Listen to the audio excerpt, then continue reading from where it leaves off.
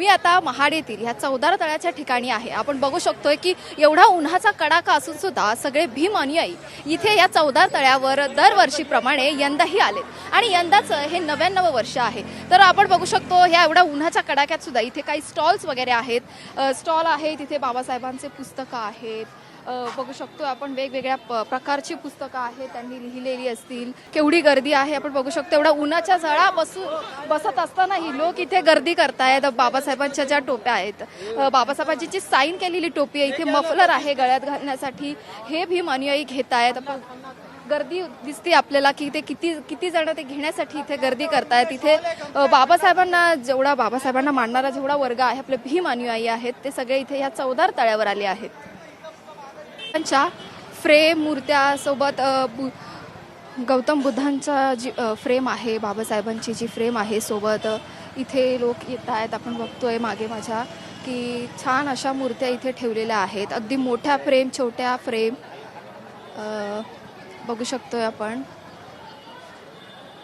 अगदी बाबासाहेबांनी त्यांचं जे लिहिताना सुद्धा इथे एक फ्रेम आहे। तिथे गौतम बुद्ध आहेत, त्यांच्यासोबत ज्योतिबा फुले आहेत। एवढं कडाक्याचं ऊन असून सुद्धा इथे हे सगळे विक्रेते बाबासाहेबांचे जे नेम प्लेट आहे किंवा स्टँड असतील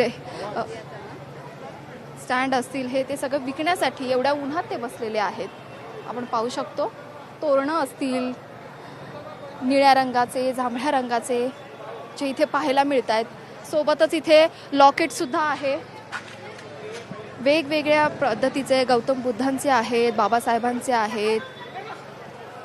किचन सुद्धा आहे तिथे। हातात घालण्यासाठी जे दोरे असतात, वेगवेगळे ब्रेसलेट असतात, त्याचे प्रकार सुद्धा इथे बघायला मिळत आहेत। जे निळ्या आणि पांढऱ्या रंगामध्ये याचं जे विणकाम केलेलं आहे, हे जे आपण दारात लावतो, हे जे असं हँडमेड यांनी जे बनवलं आहे, आपण इथे बघू शकतो। आपण बघू शकतो खाली रांगोळीचे जे साचे आहेत, जय भीम असे लिहिलेले आहेत।